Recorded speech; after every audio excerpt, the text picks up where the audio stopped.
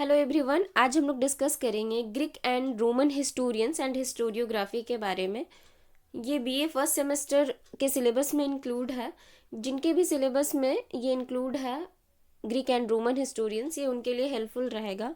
और साथ में जो अदर कंपटीशन की भी तैयारी कर रहे हैं और सिलेबस में उन्हें ग्रीक एंड रोमन हिस्टोरियन पढ़ना है तो वो भी उनके लिए हेल्पफुल रहेगा। तो हिस्ट्री के जो भी स्टूडेंट हैं उनके लिए ये इम्पॉर्टेंट चैप्टर है, स्पेशली फर्स्ट सेमेस्टर स्टूडेंट। देखिए, आज हम लोग डिस्कस करेंगे हिकेटियस ऑफ मिलेटस। हिकेटियस के बारे में हमें यहाँ पर पढ़ना है। हिकेटियस जो था वो एंशियंट ग्रीक का एक एज एन लोगोग्राफर या फिर हिस्टोरियन, या पूरे तरह से हिस्टोरियन नहीं, एक इम्पॉर्टेंट ये पर्सन है जिन्होंने लिखा है एंशियंट ग्रीस के बारे में, फारस के बारे में। तो शुरुआती दौर में इवन हेरोडोटस के पहले, ये हेरोडोटस के मोस्ट इम्पॉर्टेंट प्रीडिसेसर माने जाते हैं। हेरोडोटस तो अपने आप में एक बहुत बड़ा नाम है इतिहास में। उससे भी पहले, इतिहास के जनक के रूप में हम हेरोडोटस को देखते हैं, लेकिन उनसे भी पहले जो लिखा गया है या जो भी विद्वान हैं जिन्होंने लिखा है, उनमें एक हिकेटियस भी है जो मिलेटस के निवासी थे। यहाँ पर देखिए टर्म जो यूज हुआ है हिकेटस ऑफ मिलेटस, वो मिलेटस के निवासी थे। तो आज हम लोग हिकेटस ऑफ मिलेटस के बारे में पढ़ेंगे। ये आप लोगों के सिलेबस का सेकंड पॉइंट है। तो शुरू करते हैं।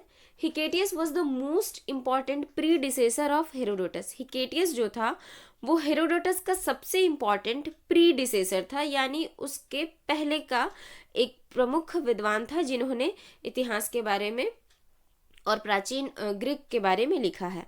ही belonged from a wealthy family.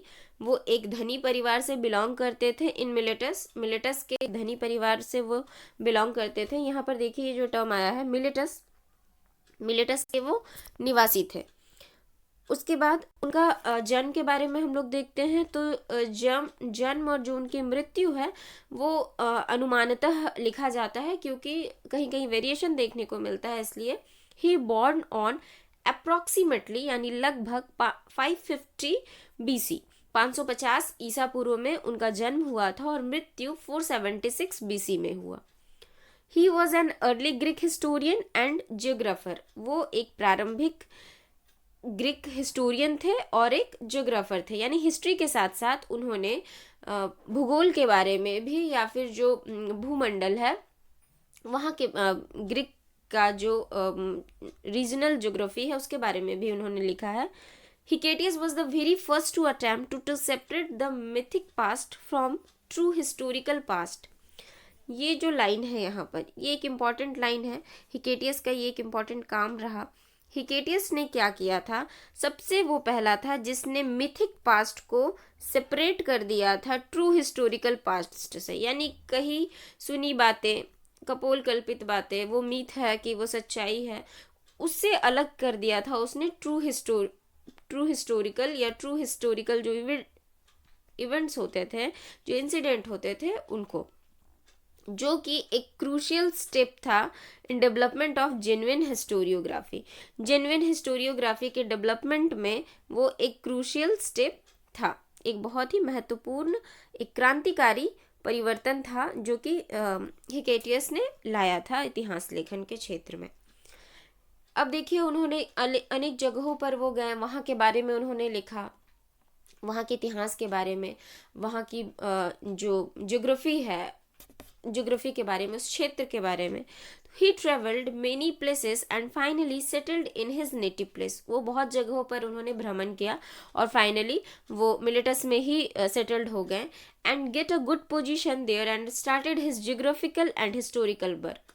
और वहाँ पर ही उन्हें एक प्रशासन में, या फिर वहाँ के जो राजा थे उनके अंडर में उन्हें गुड पोजीशन मिल गया, और साथ में वहाँ पर उन्होंने शुरू कर दिया अपना भौगोलिक और ऐतिहासिक कार्य को। He was active during the Greco Persian war. जब ग्रीक और पर्शिया के बीच वॉर चल रहा था उस वक्त भी एक्टिव थे, यानी उन्होंने उस चीज को भी अनुभव कर रखा था और साथ में लिखा भी है।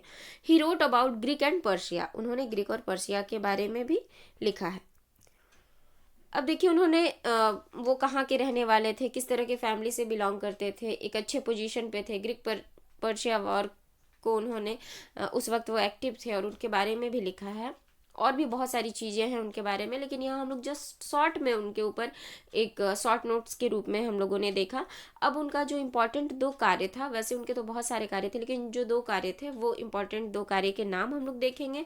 और उन 2 कार्यों में, कार्य मीन्स उनकी जो लेखनी था, उनका जो ग्रंथ था या फिर जो भी उनका संकलन था वो कौन कौन सा था, और उसमें किस क्षेत्र के बारे में, कहाँ के इतिहास के बारे में लिखा गया है। और वो पूरी तरह से सुरक्षित अवस्था में नहीं पाया गया बाद में, आगे चलकर बाद के इतिहासकारों को, लेकिन फिर भी उससे बहुत मदद मिली है प्राचीन इतिहास को जानने में। बहुत सारे इतिहासकार उनके लेखनी से हेल्प लिए हैं। तो देखिए उनका जो 2 महत्वपूर्ण कार्य था वो क्या था। जो the 2 most important work by Hecataeus, वो था पीरियडोस गेज, ठीक है, इसे कहा गया है वर्ल्ड सर्वे, ठीक है, पीरियडोस गेज, वर्ल्ड सर्वे एंड जीनियोलॉजिया, ठीक है, ये 2। ये क्वेश्चन रहता है, जीनियोलॉजिया क्वेश्चन दे देगा और पूछेगा कि कौन है इसके लेखक, क्या किसका कार्य है, क्या किससे जुड़ा हुआ है। लेटर, ये जो टर्म है यहाँ पर, ये लेटर नहीं होगा, ये लेटर, यहाँ स्पेलिंग मिस्टेक हो गया है, लेटर है यानी बाद में एलिटेट। Later, this works are difficult to get, ये जो उनके काम थे, उनकी जो लेखनी थी, इसे पाना मुश्किल हो गया था। They only survive in fragments, यानी ये टुकड़ों में बटा हुआ था और उसी तरह से ये अस्तित्व में रहा, सर्वाइव किया, और कंप्लीट तरह से, या फिर हम कहें इनका जो पूरा जो लेखन काम था वो सर्वाइव नहीं कर पाया। This books help to get early history of Greek and many more places. इस बुक से हमें जानकारी प्राप्त होती है अर्ली हिस्ट्री ऑफ ग्रीक यानी ग्रीक के बारे में, और भी बहुत सारे क्षेत्र थे उनके बारे में।